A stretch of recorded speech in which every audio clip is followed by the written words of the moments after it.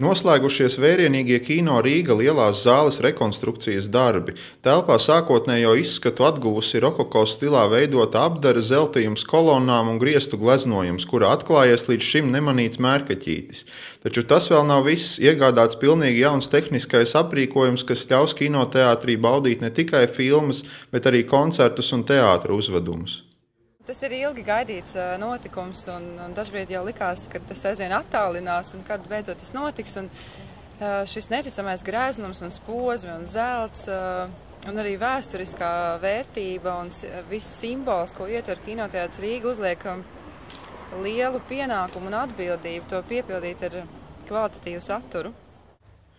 Programma sāksies piektdien ar kinofórumu Arsenāls repertuāru. Pēc tam publikai tiks piedāvātas spilgtas pasaules kino un latviešu filmas. Savukārt nākamgad uz ekrāniem tiks demonstrētas vismaz 20 Eiropas kinofestivālu godalgoto filmu pirmizrādes.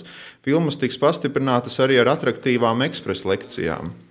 Cilvēki mazliet ir atraduši citus veidus, kā atrast kino, kas viņiem interesē, noskatīties, vai viņi to dara ārzemēs vai nolādēt no interneta. Bet mēs cenšamies, lai cilvēki atgrieztos pie mums, un protams, kad nav iespējas lielai komerciālai veiksmei izrādot mākslas kino. Darbos līdz šim ieguldīti 1,4 miljoni lati, bet kopējās izmaksas varētu sasniegt 2 miljonus.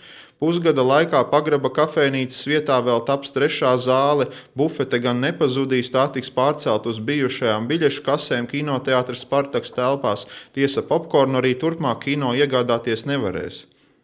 Joprojām aktuāls ir jautājums par Kinoteātris Spartaks piebūvi, kur šobrīd mājo spēļu zāle Klondaika. Pēc mēra Jāņa Birka domām tā aizēno kinoteātri. Līdzīgās domās ir arī nama apsaimniekotāja Rīgas nami valdes priekšsēdētājs Andris Lācis. Vai vēsturiskais, teiksim, gaitenis vai foajē Kinoteātrim Spartaks, manuprāt, ir traucējušs elements kinoteātra, teiksim, arhitektonisko kvalitāšu novērtēšanai pienācīgai, bet šobrīd arhitekti, kam ir spēks un vara, diemžēl ir pieņēmuši lēmumu, ka šī te foajē daļa vai gaitenis ir jāsaglabā. Jāatzīmē, ka kategoriski pret nojaukšanu ir arhitekti, jo funkcionālismu stilā celto piebūvi 1967. gadā projektējusi ievērojama arhitekte Marta Staņa.